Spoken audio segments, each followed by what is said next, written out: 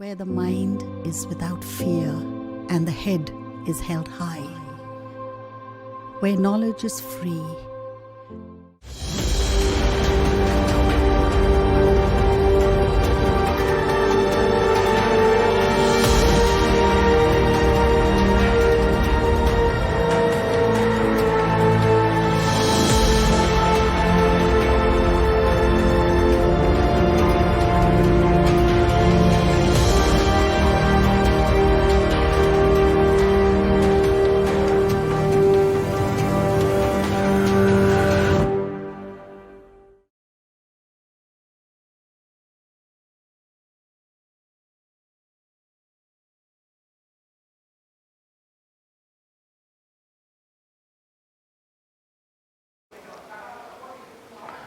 মালদা জেলা প্রশাসনের উদ্যোগে জেলা শিক্ষা দপ্তর এবং মালদা জেলা স্কুলের সহায়তায় তোমাদের যে অনলাইন ক্লাসের আয়োজন করা হয়েছে তাতে আমি মালদা জেলা স্কুলের বায়োলজি শিক্ষক শ্রী বিশ্বজিৎ দত্ত। আমি এর আগে তোমাদেরকে ক্লাস 11 বায়োলজির ইউনিট 2 সেল স্ট্রাকচার অ্যান্ড ফাংশনের chapter 7 chemical constituents of living cell এই চ্যাপ্টার আমি পড়িয়েছি। কতদূর পড়িয়েছি? লিপিড বা ফ্যাট পর্যন্ত। আজকে আমি তোমাদেরকে যেটা পড়াবো সেটা হচ্ছে nucleic acid. Nucleic acid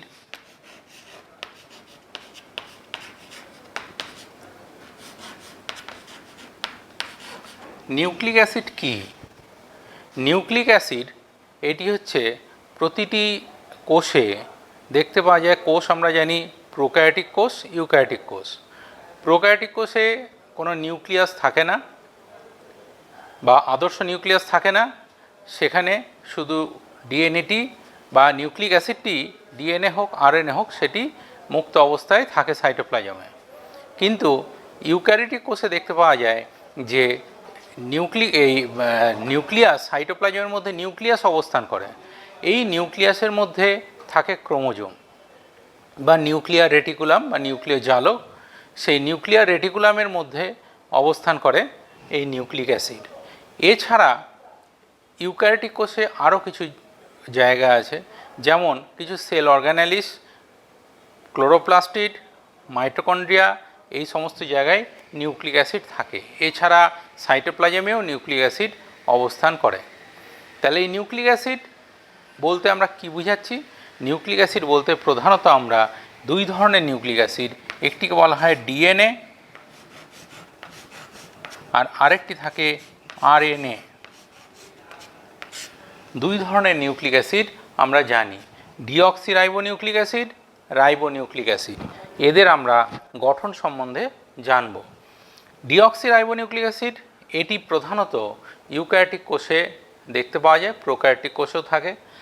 eukaryotic কোষের নিউক্লিয়াসে এই নিউক্লিক অ্যাসিড নিউক্লিয় প্রোটিন রূপে থাকে, অর্থাৎ নিউক্লিক অ্যাসিড প্রোটিনের সঙ্গে সংযুক্ত অবস্থায় অবস্থান করে।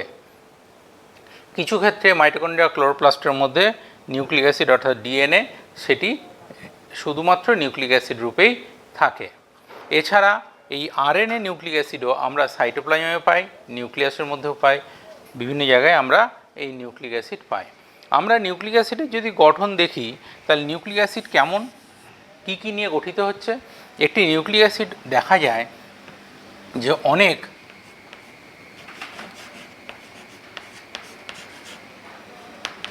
নিউক্লিওটাইডস নিয়ে গঠিত হয়। অনেকগুলো নিউক্লিওটাইডস একসাথে একটা নিউক্লিক অ্যাসিড গঠন করে। আমি এই নিউক্লিক অ্যাসিড পড়ানোর আগে একটু বলে দিই, ডিএনএ বা ডিঅক্সিরাইবোনিউক্লিক অ্যাসিড এর গঠনটা হয় পেঁচানো সিঁড়ির মতন, অর্থাৎ দ্বিতন্ত্রী, কিন্তু আরএনএর গঠনটা একতন্ত্রী বা সিঙ্গেল স্ট্যান্ডার্ড। এটা ডবল স্ট্যান্ডার্ড, এটা সিঙ্গেল স্ট্যান্ডার্ড। তাহলে যাই হোক না কেন, সেই নিউক্লিক অ্যাসিড দেখতে পাওয়া যায় অনেক নিউক্লিওটাইড নিয়ে গঠিত হয়। তাহলে এই নিউক্লিওটাইড কি? নিউক্লিওটাইড নিউক্লিক অ্যাসিডের ইউনিট বা একক। এই নিউক্লিওটাইড এটি আবার আমরা যদি দেখি তাহলে দেখতে পাবো এটি আবার গঠিত হচ্ছে কি নিয়ে?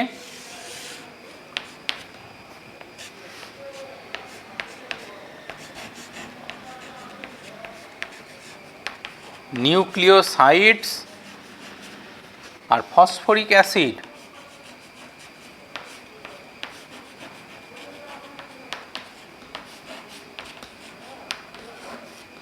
নিউক্লিক অ্যাসিড, নিউক্লিওটাইডস, নিউক্লিওসাইডস এবং ফসফরিক অ্যাসিড নিয়ে গঠিত হচ্ছে।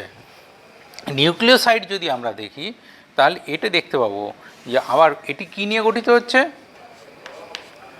নাইট্রোজেন বেস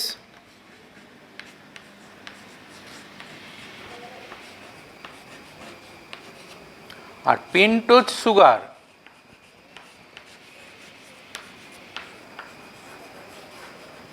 বা শুধুমাত্র আমরা সুগারও বলতে পারি। পেন্টোজ কারণ কি, এখানে 5টি কার্বন থাকছে, সেই জন্য একে বলা হচ্ছে পেন্টোজ সুগার।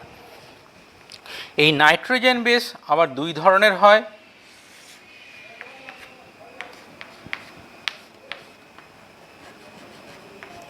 পিউরিন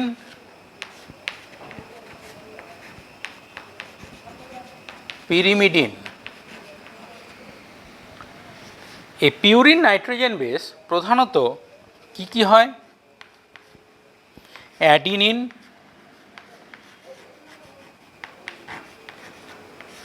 একে আমরা সংক্ষেপে লিখি এ, গুয়ানিন,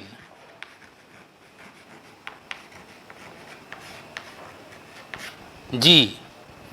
আর পিরিমিডিন নিউক্লিয় নাইট্রোজেন বেস থাইমিন,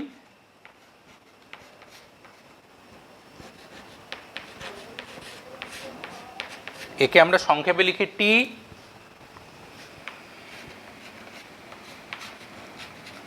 সাইটোসিন, একে সংক্ষেপে লিখি সি, এবং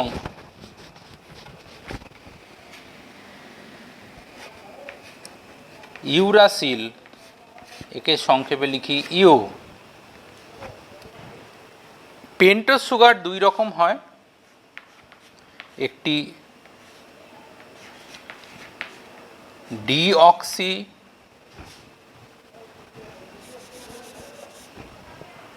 এটি রাইবোজ, আর এটি ডি অক্সি রাইবোজ। আমরা নিউক্লিক অ্যাসিডের গঠন দেখলে এই স্ট্রাকচারটা আমরা দেখতে পাবো যে কোনো নিউক্লিক অ্যাসিড, অর্থাৎ ডিএনএ এবং আরএনএর ক্ষেত্রে। ডিএনএর ক্ষেত্রে বা আরএনএর ক্ষেত্রে উভয়ের ক্ষেত্রেই নিউক্লিক অ্যাসিড অনেক নিউক্লিওটাইড নিয়ে গঠিত হচ্ছে, পলিনিউক্লিওটাইড চেন। প্রতিটি নিউক্লিওটাইড যদি আমরা দেখি তাহলে নিউক্লিওসাইড এবং ফসফরিক অ্যাসিড, প্রতিটি নিউক্লিওসাইড আবার নাইট্রোজেন বেস পেন্টোজ সুগার নিয়ে গঠিত। নাইট্রোজেন বেস আবার 2 রকম হয়, পিউরিন পিরিমিডিন, আর pentose sugar ribose deoxyribose. Purine nitrogen বেসগুলো কী কী, অ্যাডিনিন, গুয়ানিন। পিরিমিডিন নাইট্রোজেন বেসগুলো কী কী, থাইমিন, সাইটোসিন এবং ইউরাসিল। আমরা ডিএনএর ক্ষেত্রে এর স্ট্রাকচার এবং আরএনএর ক্ষেত্রে স্ট্রাকচারে কিছুটা ডিফারেন্স আছে। ডিএনএর ক্ষেত্রে দেখতে পাওয়া যায় nitrogen base adenine, guanine, thymine এবং সাইটোসিন, এই 4 রকম নাইট্রোজেন বেস ডিএনএর ক্ষেত্রে দেখতে পাওয়া যায়। কিন্তু আরএনএর ক্ষেত্রে অ্যাডিনিন, গুয়ানিন, সাইটোসিন এবং ইউরাসিল থাকে, অর্থাৎ থাইমিন এটি আরএনএর ক্ষেত্রে দেখতে পাওয়া যায় না, ডিএনএতে পাওয়া যায়। আবার ইউরাসিল আরএনএর ক্ষেত্রে দেখতে পাওয়া যায়, কিন্তু ডিএনএর ক্ষেত্রে এটি দেখতে পাওয়া যায় না। পেন্টোজ সুগার আরএনএর ক্ষেত্রে থাকে রাইবোজ, আর ডিএনএর ক্ষেত্রে থাকে ডিঅক্সি রাইবোজ। ফসফরিক অ্যাসিড উভয়ের ক্ষেত্রেই উপস্থিত। সুতরাং আমরা দেখতে পাচ্ছি যে হয় পিউরিন অথবা পিরিমিডিন এবং তার সঙ্গে পেন্টোজ সুগার, তার সঙ্গে ফসফরিক অ্যাসিড, এই সবগুলো সংযুক্ত হয়ে নিউক্লিওটাইড গঠন করছে। অনেকগুলো নিউক্লিওটাইড নিউক্লিক অ্যাসিড গঠন করছে। তাহলে এখান থেকে আমরা দেখতে পাচ্ছি নিউক্লিওসাইড হচ্ছে নাইট্রোজেন বেস এবং পেন্টোজ সুগার তার কম্বিনেশন, এবং নিউক্লিওসাইডের সঙ্গে ফসফরিক অ্যাসিড যখন যুক্ত হলো তখন তাকে বলা হচ্ছে নিউক্লিওটাইড। এই আমাদের নিউক্লিক অ্যাসিডের জেনারেল স্ট্রাকচার। এবার আমরা এরপরে দেখব যে ডিএনএ কেমন হয়।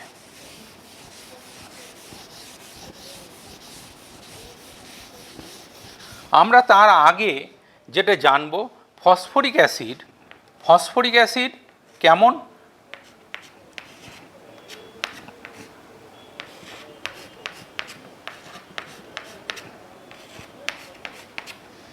ফসফরিক অ্যাসিড তার স্ট্রাকচারটা, অর্থাৎ এখানে আমরা এইভাবেও লিখতে পারি,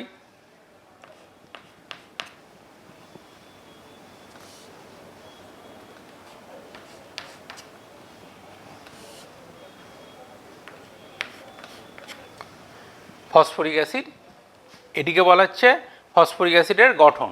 এই ফসফরিক অ্যাসিড যখন এটি সংযুক্ত অবস্থা থাকছে ডিএনএর মধ্যে, তখন দেখতে পাওয়া যায়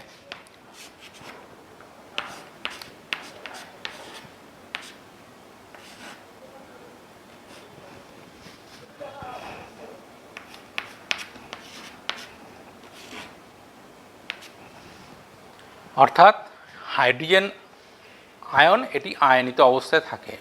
তাহলে এর মধ্যে নাইট্রোজেন বেস থাকা সত্ত্বেও দেখা যাচ্ছে যেহেতু হাইড্রোজেন আয়ন মুক্ত অবস্থায় থাকছে, সেই জন্য দেখতে পাওয়া যায় ডিএনএ বা আরএনএ নিউক্লিক অ্যাসিড, অর্থাৎ অ্যাসিড এর কেমিক্যাল নেচার হচ্ছে অ্যাসিডিক।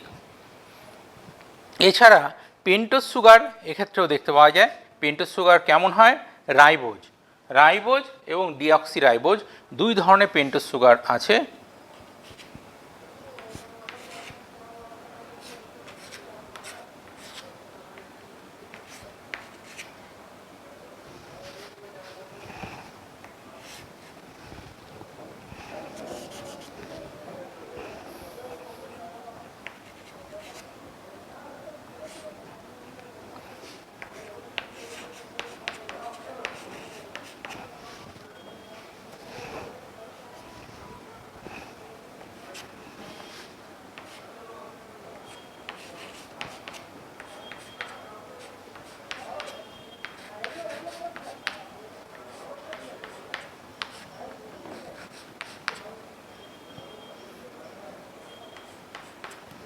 অর্থাৎ এই রূপে নিউক্লিক অ্যাসিড এই রাইবোজ সুগার অবস্থান করে। 1 নম্বর কার্বন, 2 নম্বর, 3 নম্বর, 4 নম্বর এবং 5 নম্বর। এটিকে বলা হচ্ছে কি?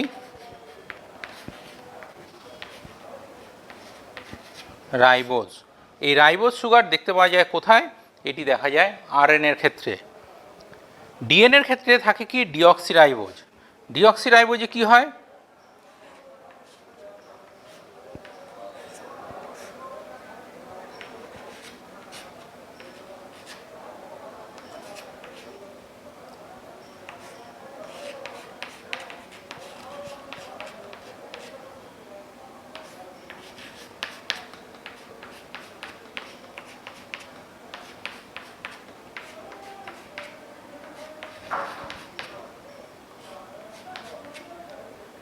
ওয়ান, 2, 3, 4, 5। 2 নম্বর কার্বনে রাইবোজের ক্ষেত্রে হাইড্রক্সিল গ্রুপ ছিল, কিন্তু এখানে দেখা যাচ্ছে শুধুমাত্র অক্সিজেনটা কি হয়েছে? মুক্ত হয়ে গেছে। তখন সেই জন্য এর নাম হয়েছে ডি অক্সি রাইবোজ। এটি ডিএনএতে ডিএনএর পেন্টোজ সুগার। এটি আরএনএর পেন্টোজ সুগার। এই পেন্টোজ সুগারের এখানে গুরুত্বটা কি? এখানে পেন্টোজ সুগারের দেখা যায় যে পেন্টোজ সুগারের সাথে ফসফরিক অ্যাসিড এবং পেন্টোজ সুগারের সাথে দেখা যায় যে নাইট্রোজেন বেস এখানে সংযুক্ত হয়। পেন্টোজ সুগারের সাথে নাইট্রোজেন বেস যখন সংযুক্ত হচ্ছে, তাহলে এটি কোথায় দেখতে পাওয়া যায়? এটি দেখতে পাওয়া যাচ্ছে যে 1 নম্বর কার্বন, এই 1 নম্বর কার্বনের সাথে এখানেই যুক্ত হচ্ছে, এখানটাতেই যুক্ত হয় নাইট্রোজেন বেস, এবং দেখা যায় যে এর 5 নম্বর কার্বনের সাথে এখানে যুক্ত হয় ফসফরিক অ্যাসিড। ফসফরিক অ্যাসিড যুক্ত হবে কোন বন্ডের দ্বারা? এস্টার বন্ডিং, এবং গ্লাইকোসাইডিক বন্ডিংয়ের মাধ্যমে যুক্ত হবে কে? এখানে দেখতে পাওয়া যাবে যে পেন্টোজ নাইট্রোজেন বেস, অর্থাৎ যে কোনো রাইবোজ অথবা ডিঅক্সিরাইবোজ এই পেন্টোজ সুগারের সাথে একটি ফসফরিক অ্যাসিড এবং একটি নাইট্রোজেন বেস সংযুক্ত হয়। নাইট্রোজেন বেস সংযুক্ত হচ্ছে 1 নম্বর কার্বনের সাথে এবং 5 নম্বর কার্বনের সাথে সংযুক্ত হবে ফসফরিক অ্যাসিড। নাইট্রোজেন বেসে সংযুক্ত হবে গ্লাইকোসাইডিক লিঙ্কেজ এবং ফসফরিক অ্যাসিড 5 নম্বর কার্বনের সংযুক্ত হচ্ছে এস্টার লিঙ্কেজ বা এস্টার বন্ডিংয়ের মাধ্যমে। এই নাইট্রোজেন বেস, পেন্টোজ সুগার এবং এই ফসফরিক অ্যাসিড একটি নিউক্লিওটাইড ফর্ম করে। আমরা এবার পড়ব স্ট্রাকচার অফ ডিএনএ। ডিএনএর গঠন দেখলে দেখতে পাওয়া যাবে ডিএনএর গঠনটা কেমন হয়। ডিএনএর গঠন দেখলে দেখা যাবে যে এর স্ট্রাকচারটা ডাবল হেলিকাল স্ট্রাকচার, অর্থাৎ দ্বিতন্ত্রী একটা প্যাঁচানো। এটি প্রথম কে বলেছিলেন? ওয়াটসন অ্যান্ড ক্রিক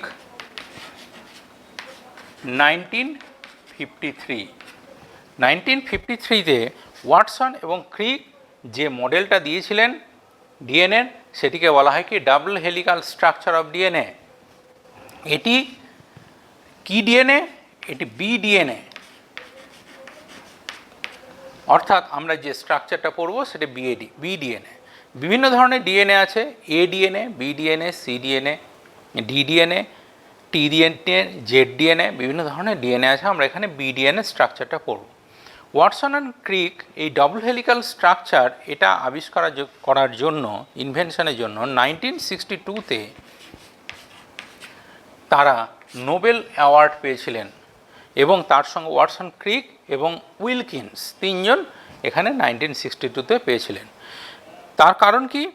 ওয়াটসন এবং ক্রিকের স্ট্রাকচারে উইলকিন্স এবং ফ্র্যাঙ্কলিন তার এক্স রে ক্রিস্টালোগ্রাফি সেইটির মাধ্যমে এই মডেলটা স্ট্যাবলিশড হয়েছিল। চারগাভ তিনি একজন সায়েন্টিস্ট, তার কেমিক্যাল নেচারের উপর বেস করেও এই স্ট্রাকচারটা সেটা নির্ভর করেছিল। আমরা এই স্ট্রাকচার যদি দেখি তাহলে দেখতে পাবো যে কেমন স্ট্রাকচার একটি অ্যাডিনিন, একটি সুগার অর্থাৎ একটি পেন্টোজ সুগার, নাইট্রোজেন বেস, এটি পেন্টোজ সুগার এবং ফসফরিক অ্যাসিড, এটি নিউক্লিওটাইড গঠন করছে। দুদিকে দুটি স্ট্র্যান্ড, সে স্ট্র্যান্ড দুটি দেখা যায় যে প্যাঁচানো, অর্থাৎ আমরা যদি পরস্পরকে প্যাঁচিয়ে দিই, অর্থাৎ এই রকম একটি স্ট্র্যান্ড বা সুতো, এরকম একটি সুতো,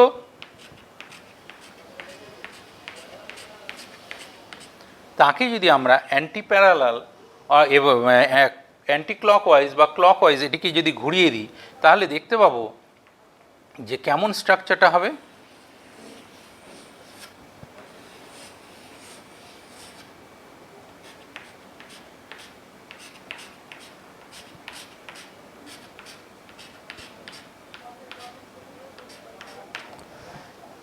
এই রকম স্ট্রাকচার আমরা দেখতে পাবো। তাতে আমরা দেখতে পাচ্ছি যে এটিকে যদি একটা প্যাঁচানো সিঁড়ি ধরে নিই, সিঁড়ির যে হাতল যেটা ধরে আমরা উঠি সেটাকে আমরা সুগার এবং ফসফরিক অ্যাসিড, এবং যে স্টেপগুলো সেই স্টেপগুলো এই নাইট্রোজেন বেস। এই স্ট্রাকচারে আমরা দেখতে পাবো যে নাইট্রোজেন বেস অ্যাডিনিন থাইমিনের সাথে পেয়ার করে এবং গুয়ানিন সাইটোসিনের সাথে পেয়ার করে। অ্যাডিনিন এবং থাইমিন এরা ডবল বন্ডে কানেক্টেড, গুয়ানিন এবং সাইটোসিন এরা দেখা যায় ট্রিপল বন্ডে কানেক্টেড।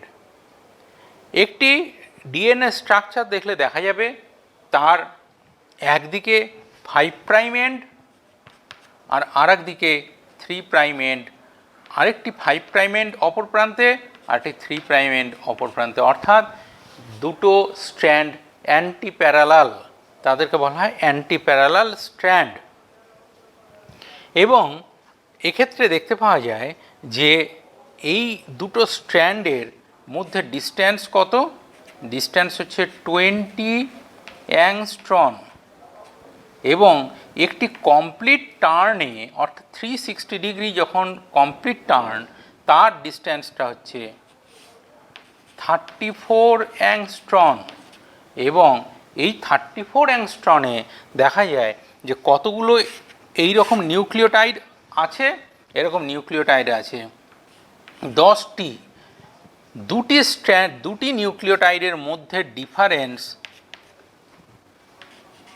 3.4 অ্যাংস্ট্রম।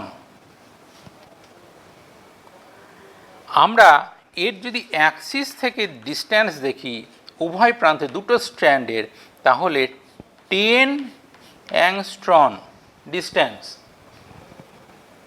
যেটিকে ডিএনএর স্ট্রাকচার বলা হচ্ছে। এবং এক্ষেত্রে দেখতে পাওয়া যায় যে যতগুলো অ্যাডিনিন থাকবে, অ্যাডিনিন এবং গুয়ানিন, এটি দেখা যাবে যে থাইমিন এবং সাইটোসিনের সঙ্গে সমান হবে। এটিকে বলা হচ্ছে কি চারগাফ বেস রুল। এটিকে বলা হচ্ছে চারগাফের বেস রুল, অর্থাৎ অ্যাডিনিন যতগুলো ততগুলো থাইমিন, যতগুলো গুয়ানিন ততগুলো সাইটোসিন, অর্থাৎ অ্যাডিনিন গুয়ানিনের যতগুলো সংখ্যা, গুয়ানিন থাইমিন সাইটোসিন ততগুলো সংখ্যায় অবস্থান করবে। আমরা ডিএনএর এই গঠনটা আমরা এখান থেকে জানলাম।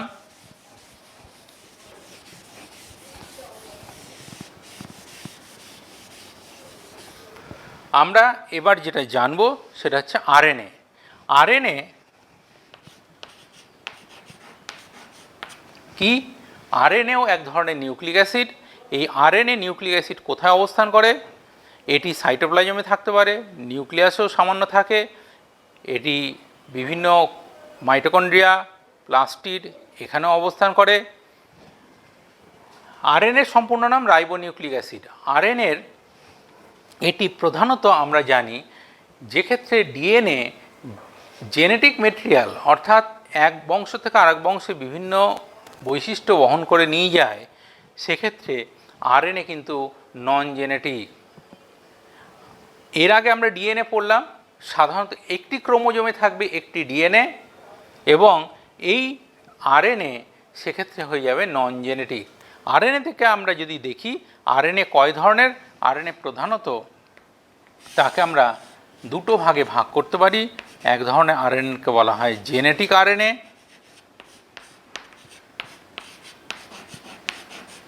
আরেক ধরনের আরএনএকে বলা হয় নন জেনেটিক আরএনএ। যে সমস্ত ক্ষেত্রে দেখতে পাওয়া যায় যে ডিএনএ একটা জেনারেশন থেকে আরেকটা জেনারেশনে বিভিন্ন ক্যারেক্টার বহন করে নিয়ে যাচ্ছে না, আরএনএই প্রধান, সেক্ষেত্রে আরএনএ জেনেটিক। এবং যে ক্ষেত্রে ডিএনএ জেনেটিক মেটেরিয়াল ক্যারি করছে তার ক্ষেত্রে আরএনএ হচ্ছে non genetic RNA. Non genetic RNA প্রধানত আমরা সেলে 3 রকম পাই।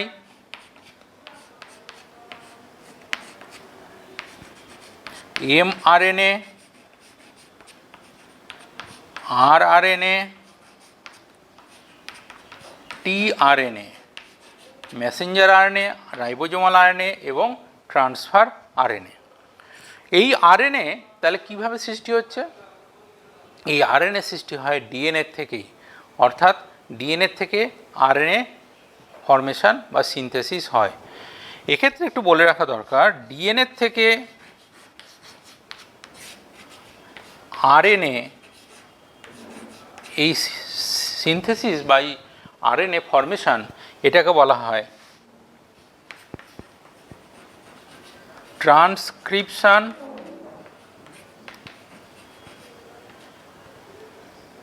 আরএনএ থেকেও ডিএনএ তৈরি হতে পারে, এটাকে বলে রিভার্স ট্রান্সক্রিপশন।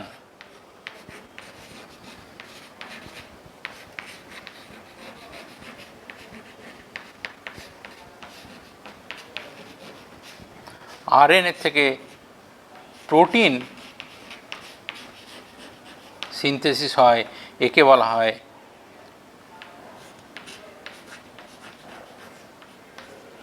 ট্রান্সলেশন। তাহলে ডিএনএ কী করে তৈরি হচ্ছে? ডিএনএ থেকে ডিএনএ রেপ্লিকেশন হতে পারে,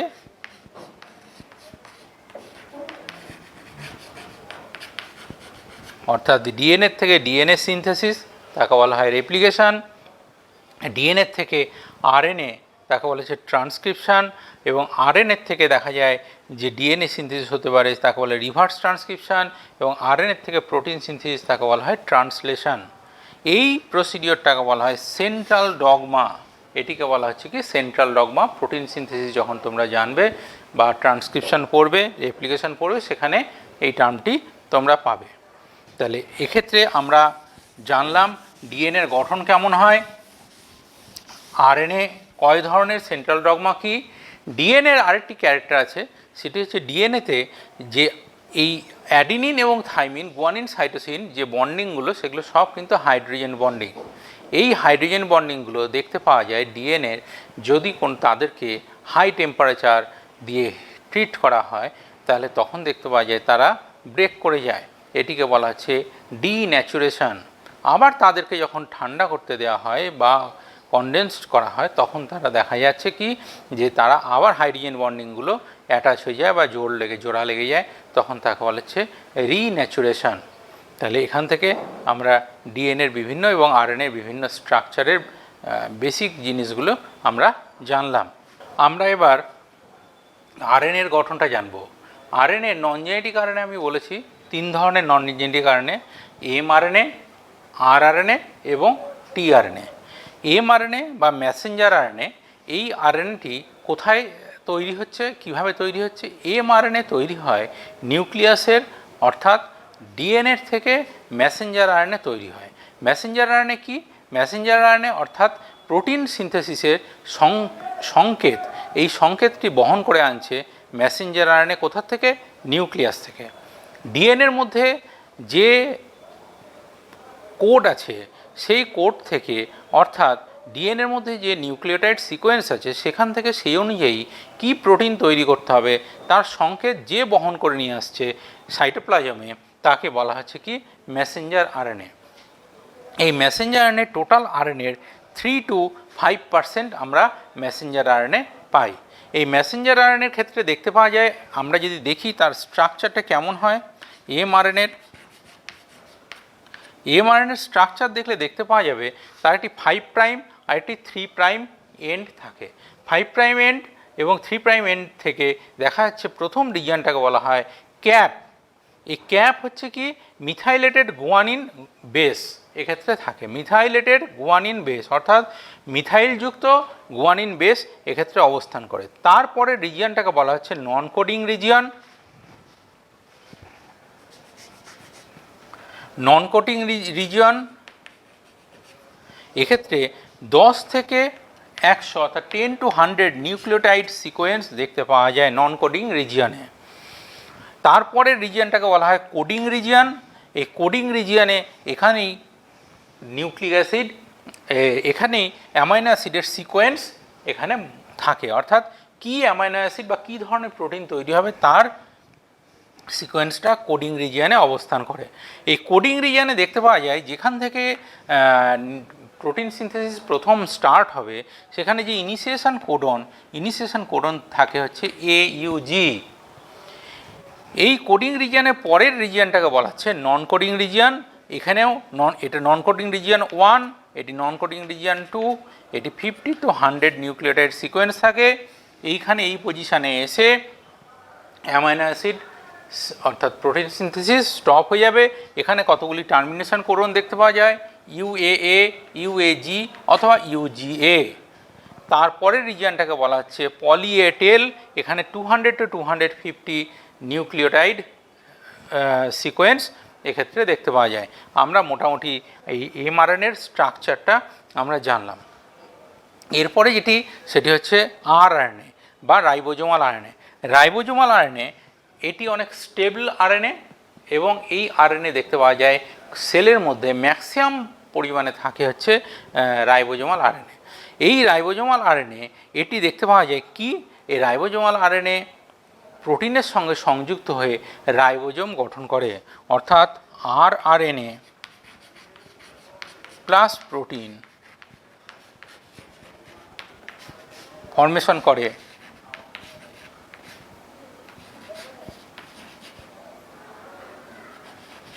রাইবোজোম, অর্থাৎ রাইবোজোমের স্ট্রাকচার এটি গঠন করতে সাহায্য করে কে আরআরএনএ। আরআরএনএ পরের যে অংশটি সেটি হচ্ছে টিআরএনএ বা এটিকে বলা হচ্ছে কি টিআরএনএ বা ট্রান্সফার আরএনএ। টিআরএনএ বা ট্রান্সফার আরএনএ, এটির স্ট্রাকচারটা কেমন?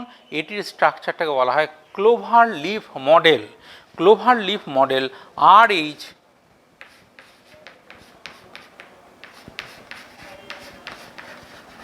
হলি, RH হলি 1965-এ এই clover leaf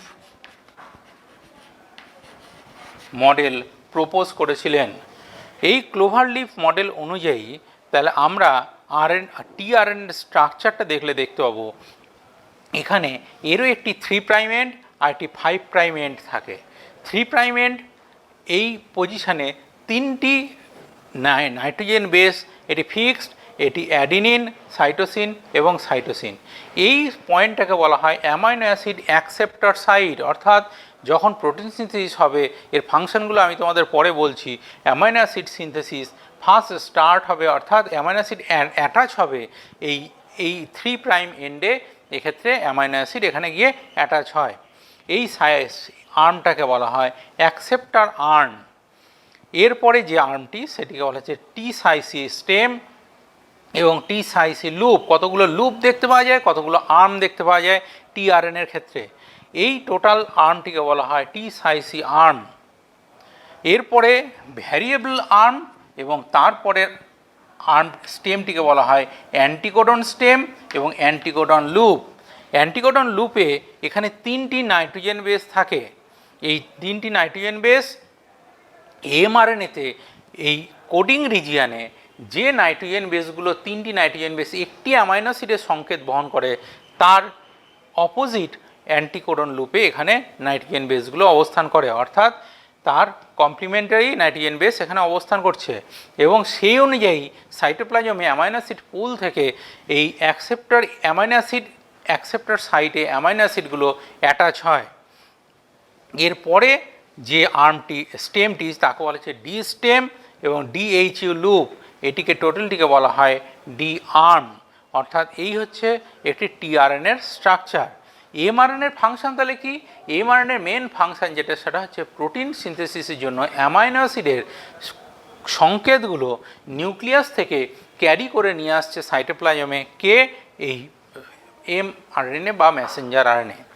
ribosomal RNA ribosome গঠন করতে সাহায্য করছে এবং এমআরএনএ রাইবোজোমের সঙ্গে অ্যাটাচ হয়ে প্রোটিন সিনথেসিসে হেল্প করে।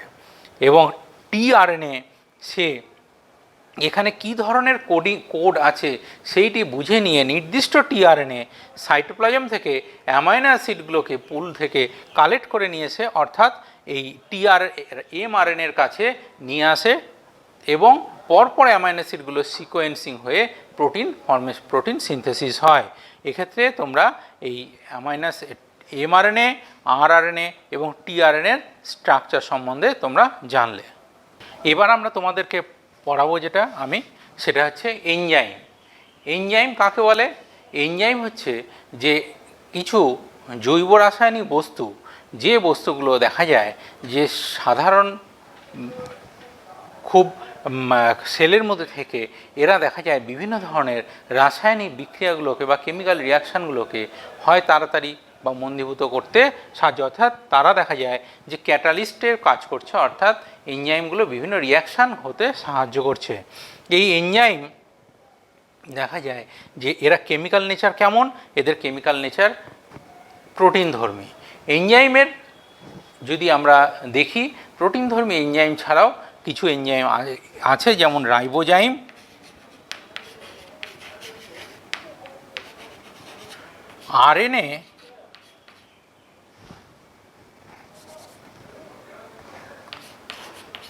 আরএনএ যখন দেখা যায় যে এনজাইম রূপে ফাংশন করছে তখন তাকে বলা হচ্ছে কি রাইবোজাইম। এটি কিন্তু প্রোটিনধর্মী এনজাইম, প্রোটিনধর্মী নয় এর কেমিক্যাল নেচার। এনজাইম দেখা যায় প্রতিটি সেলের মধ্যে থাকে, সেই সেলের মধ্যে এই এনজাইমগুলো বিভিন্ন কেমিক্যাল রিয়াকশানগুলোকে হতে সাহায্য করে। তাহলে এনজাইম কত ধরনের হতে পারে? এনজাইমের সে একটি ক্লাসিফিকেশন করেছেন International Union for Biochemistry and Molecular Biology. International Union of Biochemistry and Molecular Biology 1961-এ যে ক্লাসিফিকেশান করেছেন তাকে, সেই ক্লাসিফিকেশানটা কি, তাকে 6টা ক্যাটাগরিতে এনজাইমকে ডিভাইড করা হয়েছে। একটি অক্সিডো রিডাক্টেজ, একটি ট্রান্সফারেজ, একটি হাইড্রোলেজ, একটি লাইয়েজ, একটি আইসোমারেজ এবং লাইগেজ। অক্সিডো রিডাক্টেজ কাকে বলা হচ্ছে? যারা অক্সিডেশন রিডাকশান, অর্থাৎ এনজাইম আমরা জানি প্রতিটি এনজাইম তারা যার উপরে ফাংশন করে, অর্থাৎ যার সঙ্গে রিয়াকশান করে তাকে বলা হচ্ছে কি সাবস্ট্রেট। এই সাবস্ট্রেটে অক্সিডেশন এবং রিয়াকশান এই অক্সিডেশন, জারণ এবং বিজারণ এই কাজটি চাই যে এনজাইমগুলো করে তাদেরকে বলা অক্সিডো রিডাক্টেজ। একটি করে এক্সাম্পল এখানে দেওয়া আছে, যেমন সাইটোক্রোম অক্সিডেজ এক ধরনের অক্সিডো রিডাক্টেজ। এরপরে ট্রান্সফারেজ। ট্রান্সফারেজ কী হচ্ছে? গ্রুপ ট্রান্সফার করছে। ট্রান্সফার অফ একটা সাবস্ট্রেট থেকে আর একটা সাবস্ট্রেটে গ্রুপ ট্রান্সফারকে বলা হচ্ছে কি যে এনজাইমগুলো করছে তাদেরকে বলা ট্রান্সফারেজ। যেমন হেক্সোকাইনেজ এক ধরনের ট্রান্সফারেজ। এছাড়া হাইড্রোলেজ। হাইড্রোলেজ করে কি? এরা হাইড্রোলাইসিস করে, অর্থাৎ কোনো একটা কমপ্লেক্স সাবস্ট্রেট সেই সাবস্ট্রেটের সিম্পল সাবস্ট্রেটে কনভার্ট করে কে এই যে এনজাইমগুলো with the help of hydrolysis তাদেরকে বলা হচ্ছে কি হাইড্রোলেজ। যেমন সুক্রেজ এক ধরনের হাইড্রোলেজ এনজাইম। লাইয়েজ। লাইয়েজ কী করে? ফর্মেশন অফ ডবল বন্ড, অর্থাৎ সাবস্ট্রেটের মধ্যে কী করছে? ডবল বন্ড ফর্ম করছে। Formation of double bond between two substrate, দুটো সাবস্ট্রেটের মধ্যে যদি ডবল বন্ড ফর্ম করে তখন তাকে বলা হচ্ছে কি লাইয়েজ। এক্ষেত্রে কোনো রকমের হাইড্রোলাইসিস হয় না। যেমন অ্যালডোলেজ। আইসোমারেজ। আইসোমারেজ কী করে? একটা সাবস্ট্রেটকে তার আইসোমারে কনভার্ট করে যে এনজাইমগুলো তাদের বলছে আইসোমারেজ, যেমন ফসফোহেক্সোজ আইসোমারেজ। Next ligase. লাইগেজ করবে কি? ফর্মেশন অফ বন্ড, দুটো সাবস্ট্রেটের মধ্যে বা সাবস্ট্রেটের মধ্যে দেখা যাচ্ছে বন্ডিং ফর্মেশন করছে, কিন্তু সেক্ষেত্রে কি হচ্ছে? With the help of ATP, এটিপির সাহায্যে দেখা যাচ্ছে যে বন্ডিং ফর্মেশন হচ্ছে। যেমন সাকসিনিক থায়োকাইনেজ, এটি এক ধরনের লাইগেজ এনজাইম। তাহলে আমরা এখান থেকে এনজাইমের 6 ধরনের টাইপ পেলাম, যেটা international Union of Biochemistry and Molecular biology তারা এই ক্লাসিফিকেশনটা করেছেন। এবার আমি তোমাদেরকে পড়াবো প্রপার্টিজ অফ এনজাইম। এনজাইমের প্রপার্টিসগুলো কি? 1 নম্বর স্পেসিফিসিটি, অর্থাৎ দেখা যায় যে কোনো এনজাইম তার একটা নির্দিষ্ট সাবস্ট্রেটের উপরই ফাংশন করে, এটিকে বলা হচ্ছে স্পেসিফিসিটি। 2 নম্বর রিভার্সিবিলিটি, অর্থাৎ যে কিছু এনজাইম যারা দেখা যায় রিভার্সিবল রিয়াকশান, যেমন লাইপেজ ফ্যাটকে ফ্যাটি অ্যাসিড এবং গ্লিসারলে কনভার্ট করে, আবার উল্টো রিয়াকশানটাও হয়। 3 নম্বর অপটিমাম টেম্পারেচার। প্রত্যেকটি এনজাইম দেখা যায় যে নির্দিষ্ট একটা টেম্পারেচারে ফাংশন করে, তার চেয়ে কম অথবা তার চেয়ে বেশি টেম্পারেচার হলে এনজাইম ফাংশন করে না। Approximate 30 degree to 40 degree centigrade টেম্পারেচারের মধ্যে দেখা যায় যে এনজাইম ভালো ফাংশন করে। কিউ10 ভ্যালু। কিউ10 ভ্যালুটা কি? দেখা যায় প্রতি 10 ডিগ্রি টেম্পারেচার যদি আমরা বাড়াই তাহলে দেখা যাবে যে এনজাইমের ফাংশন দ্বিগুণ বেড়ে যাবে, এটিকে বলা হচ্ছে কিউ10 ভ্যালু। নির্দিষ্ট পিএইচে এনজাইম ফাংশন করে। বেশিরভাগ সমস্ত এনজাইমগুলোর নির্দিষ্ট পিএইচ আছে, অর্থাৎ অ্যাসিড বেস এই ভারসাম্য অনুযায়ী এই এনজাইমগুলো ফাংশন করে। একে বলা হচ্ছে এই অপটিমাম পিএইচ। বিভিন্ন এনজাইমের ক্ষেত্রে বিভিন্ন রকমের হয়। এনজাইমের যদি আমরা নেচার দেখি তাহলে এর আগেও আমরা পড়েছি যে এনজাইমের নেচার হচ্ছে প্রোটিনধর্মী, ব্যতিক্রম রাইবোজাইম। রাইবোজাইমের ক্ষেত্রে আরএনএ, কিছু কিছু আরএনএ আছে যারা এনজাইম রূপে ফাংশন করে, এবং এনজাইম দেখা যায় কি তার ক্যাটালাইটিক প্রপার্টি আছে, অর্থাৎ তারা দেখতে পাওয়া যায় যে কোনো একটি বিক্রিয়া শুরু করতে পারে এবং সেটি আস্তে বা দ্রুত গতিতে করতে পারে। অ্যাক্টিভেটিং অ্যাকশান অফ এনজাইম, অর্থাৎ এনজাইম দেখা যায় খুব অল্প পরিমাণে এনজাইম সাবস্ট্রেটের উপরে কাজ করে, তাহলে এটাকে বলা হচ্ছে activating action of enzyme. Next substrate concentration. সাবস্ট্রেটের কনসেন্ট্রেশন যদি দেখা যায় যে খুব বেশি হলো তাহলে এনজাইমের ফাংশন কিন্তু কমে যাবে, অর্থাৎ সাবস্ট্রেটের কনসেন্ট্রেশনের উপরে এনজাইমের রিয়াকশান রেট ডিপেন্ড করে। সলিউবিলিটি। সলিউবিলিটি দেখা যায় কিছু কিছু এনজাইম কিছু কিছু নয়, এনজাইমরা তারা দেখা যায় ওয়াটার, গ্লিসারিন, সোডিয়াম ক্লোরাইড ইত্যাদিতে তারা সলিউবল। যেহেতু এর আগের নেচার আমি বলেছি তোমাদেরকে প্রোটিন ধর্মী, এবং প্রোটিন হওয়ার জন্য প্রোটিনের যেমন কোলয়েডাল প্রপার্টি আছে, এনজাইমেরও সেই রকম কোলয়েডাল প্রপার্টি দেখতে পাওয়া যায়। এনজাইম সাবস্ট্রেটের উপর ফাংশন করে যে প্রোডাক্ট ফর্মেশন করছে, সেই প্রোডাক্টের কনসেন্ট্রেশন যদি বেশি হয় তাহলে দেখা যায় এনজাইম তার ফাংশনটা আস্তে আস্তে কমে যাবে। আর presence of inhibitor or inducer, যদি ইনহিবিটার অথবা ইনডিউসার উপস্থিত থাকে তাহলে দেখতে পাওয়া যাবে এনজাইমের ফাংশন যে বাধাপ্রাপ্ত হবে অথবা তার ফাংশন দ্রুত গতিতে হবে। এগুলোর উপরে দেখতে পাওয়া যায়, এইগুলো এনজাইমের তোমাদেরকে প্রপার্টিস বললাম। এরপরে দেখা যাচ্ছে কি যে এনজাইম তা কী করে ফাংশন করে। এনজাইমের ফাংশন এটার উপরে দুটো থিওরি আছে। একটিকে বলা হচ্ছে লক অ্যান্ড কি হাইপোথিসিস, আর 2 নম্বর ইনডিউসড ফিট হাইপোথিসিস। এই এনজাইমের মেকানিজম অফ এনজাইম অ্যাকশান অর্থাৎ মোড অফ এনজাইম অ্যাকশান, এর দুটো মতবাদ আছে। একটিকে বলে লক অ্যান্ড কি মতবাদ, এটি বলেছিলেন কে? ফিশার।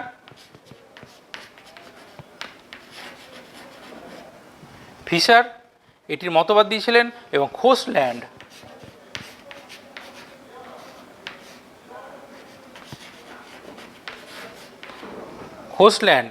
তিনি এই ইনডিউসড ফিট মতবাদ বলেছিলেন। লক অ্যান্ড কি থিওরিতে বলা হচ্ছে কি একটি তালা এবং একটি চাবি, তার যেমন তালার একটি নির্দিষ্ট চাবি থাকে, অর্থাৎ একটি লকের একটি নির্দিষ্ট কি থাকে, সেরকম একটি সাবস্ট্রেটের একটি এনজাইম তার জন্য নির্দিষ্ট আছে।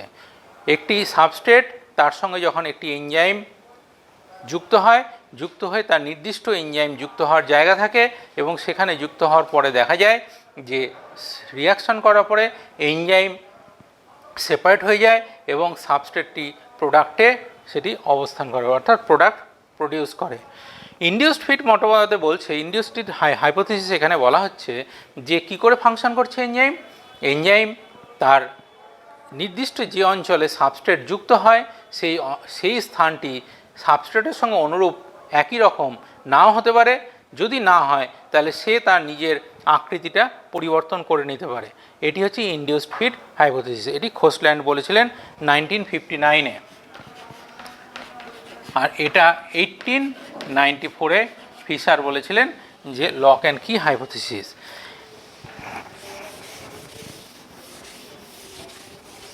এরপরে বলা হচ্ছে যে অ্যাক্টিভেটর কাকে বলা হচ্ছে? অ্যাক্টিভেটর বলা হচ্ছে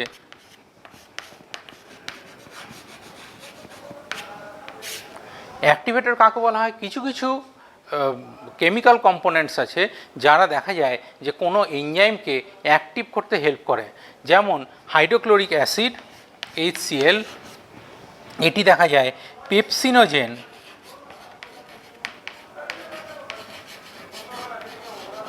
এই এনজাইমটিকে পেপসিন এতে কনভার্ট করতে হেল্প করে। এই পেপসিনোজেন একটি ইনঅ্যাক্টিভ এনজাইম, এটিকে অ্যাক্টিভ এনজাইমে কনভার্ট করতে হেল্প করছে HCl। এক্ষেত্রে HClকে বলা হচ্ছে কি অ্যাক্টিভেটর।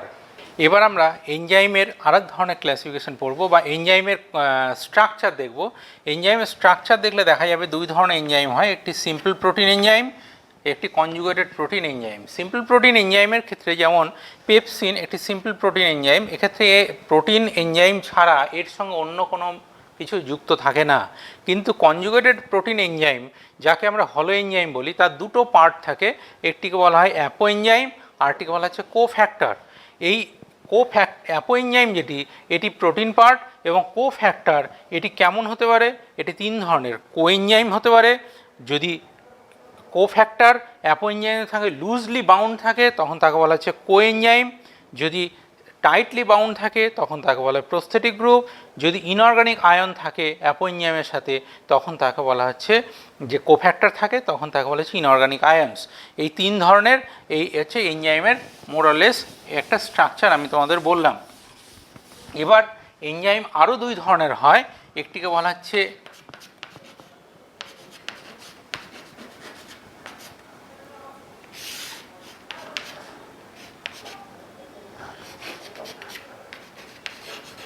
এন্ডো এনজাইম আর একটি এক্সো এনজাইম।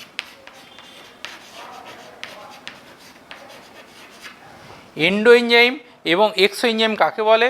এনজাইম আমরা জানি সেলের মধ্যে সিনথেসিস হয়। যদি সেলের মধ্যে সিনথেসিস হওয়ার পরে সেই এনজাইম সেলের মধ্যেই বিভিন্ন কেমিক্যাল রিয়াকশানগুলো করে বা ফাংশন করে, তখন তাকে বলা হচ্ছে এন্ডো এনজাইম। যেমন এক্সাম্পল কার্বনিক অ্যানহাইড্রেজ,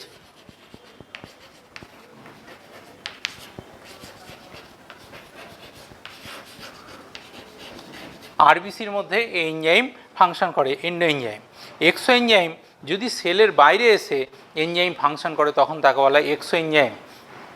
যেমন আমাদের ডাইজেস্টিভ যে এনজাইমগুলো সেগুলো সব এক্সো এনজাইম। এরকম একটি এনজাইম সেলুলেজ,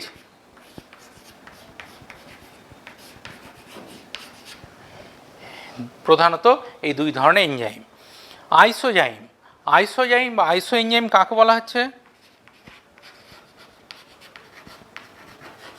আইসো এনজাইম দেখা যায় যে গ্রুপ অফ এনজাইম, তারা দেখা যাচ্ছে যে সেম গ্রুপের, কিন্তু দেখা যাচ্ছে তারা তাদের মলিকুলার ওয়েট, তাদের স্ট্রাকচারে কিছু না কিছু ডিফারেন্স আছে, তখন তাদেরকে বলা হচ্ছে আইসো এনজাইম। যেমন ল্যাকটেট ডিহাইড্রোজেনেজ এর LDH 1 to 5, 1 থেকে 5 পর্যন্ত, অর্থাৎ LDH 1 থেকে LDH 5 পর্যন্ত দেখা যায় আইসো এনজাইম রূপে তারা ফাংশন করে। নেক্সট হচ্ছে আমরা জানবো প্রো এনজাইম।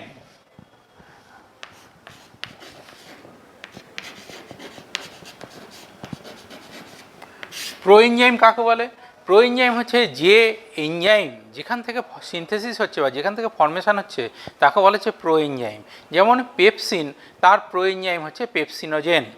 এই রকম অ্যান্টি এনজাইম,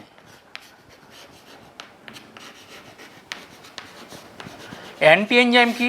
অ্যান্টি এনজাইম হচ্ছে দেখা যায় আমাদের যদি ইন্টেস্টিনের মধ্যে বিভিন্ন ধরনের প্যারাসাইট, যেমন হেলমিন্থ অর্থাৎ টেপ ওয়ার্ম বা রাউন্ড ওয়ার্ম যদি থাকে, তারা আমাদের যে এনজাইমগুলোর ইন্টেস্টিনের সিক্রেশন হচ্ছে সেই এনজাইমগুলোকে ইনঅ্যাক্টিভ করার জন্য তারা কিছু কেমিক্যাল সিক্রেট করে, যাতে আমাদের ডাইজেস্টিভ এনজাইমগুলো তাদের কোনো ক্ষতি না করতে পারে। সেই কেমিক্যাল সাবস্ট্যান্সগুলো তারা যে সিক্রেট করছে তাকে বলা হয় অ্যান্টি এনজাইম, অর্থাৎ এনজাইমের কাজটাকে নষ্ট করে দিবে।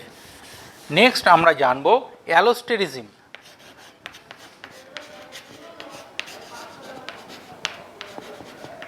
অ্যালোস্টেরিজম কাকে বলে? আমরা জেনেছি যে একটা এনজাইম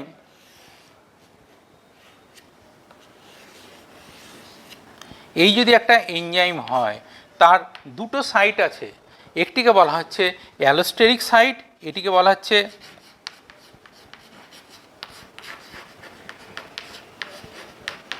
অ্যালোস্টেরিক সাইট, এবং আরেকটিকে বলা হচ্ছে অ্যাক্টিভ সাইট।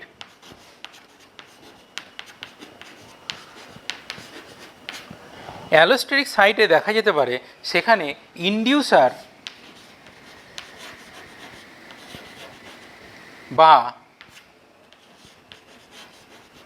ইনহিবিটার সেখানে অ্যাটাচ হয়, আর অ্যাক্টিভ সাইটে এখানে সাবস্ট্রেট এখানে এসে অ্যাটাচ হয়। যদি দেখা যায় যে এই অ্যালোস্টেরিক সাইটে কোনো ইনডিউসার এসে এখানে অ্যাটাচ হলো, তাহলে দেখা যাবে যে সাবস্ট্রেট এখানে এসে অ্যাটাচ হবে এবং রিয়াকশানটা তখন হবে। অর্থাৎ ইনডিউসার করবে কি, সাবস্ট্রেটকে অ্যাড হতে হেল্প করবে, কারণ সাবস্ট্রেটের সঙ্গে অ্যাক্টিভ সাইটের সিমিলারিটি দেখতে পাওয়া যাবে। কিন্তু যদি ইনহিবিটার অ্যালোস্টেরিক সাইটে এখানে অ্যাটাচ হয়, তাহলে সাবস্ট্রেটের স্ট্রাকচারের থেকে ডিফারেন্ট হয়ে যাবে অ্যাক্টিভ সাইট, অর্থাৎ অ্যাক্টিভ সাইটে তখন সাবস্ট্রেট এখানে ফিক্স হবে না, অর্থাৎ রিয়াকশানটা হবে না। অর্থাৎ ইনডিউসার আমরা দেখতে পাচ্ছি সে রিয়াকশান করতে হেল্প করছে, অর্থাৎ পজিটিভ অ্যালোস্টেরিজম, এবং ইনহিবিটার যদি বাধা দেয় তখন তাকে বলা হচ্ছে নেগেটিভ অ্যালোস্টেরিজম। তাহলে অ্যালোস্টেরিজম কি? অ্যালোস্টেরিজম হচ্ছে is the property of enzyme, যার দ্বারা দেখা যাচ্ছে যে কোনো এনজাইম সে ফাংশন করবে অথবা করবে না।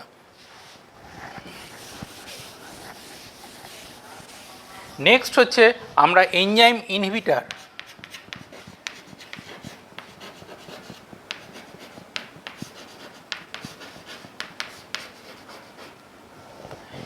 এনজাইম ইনহিবিটার কিছু কিছু সাবস্ট্যান্স আছে যারা দেখা যায় যে এনজাইমের কাজকে বাধা দিচ্ছে, তাদেরকে বলা হচ্ছে এনজাইম ইনহিবিটার। এই এনজাইম ইনহিবিটারগুলো কী কী? এদেরকে ইরিভার্সেবল এবং রিভার্সেবল দুটো ক্যাটাগরিতে ডিভাইড করা যায়।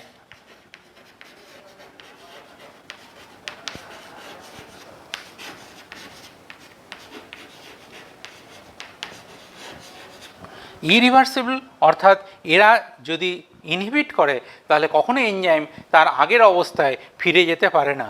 যেমন potassium cyanide KCN, potassium cyanide দেখা যায় টোটাল এনজাইম সিস্টেমটাকে কোলাপস করে দেয়, কিন্তু কিছু কেমিক্যাল সাবস্টেন্স আছে যারা দেখা যায় এনজাইমের ফাংশনকে ইনহিবিট করলেও তা এনজাইম নিজের অবস্থানে আবার আগে ফিরে যেতে পারে। একে বলা হচ্ছে এনজাইম ইনহিবিটার। তাহলে আজকে আমরা তোমাদেরকে ডিএনএ আরএনএর স্ট্রাকচার অর্থাৎ নিউক্লিক অ্যাসিড সম্বন্ধে পড়লে আমি তোমাদেরকে এটা বললাম, এবং তারপরে যেটা বললাম সেটা হচ্ছে এনজাইম এবং এনজাইমের বিভিন্ন প্রপার্টিজ এবং এনজাইমের বিভিন্ন ক্লাসিফিকেশান, এগুলো সম্বন্ধে তোমরা জানলে। আশা করি তোমরা বুঝতে পেরেছো, বাড়িতে ভালো করে এটা পড়বে, প্র্যাকটিস করবে। আজকে আমি এখানেই তোমাদের শেষ করলাম।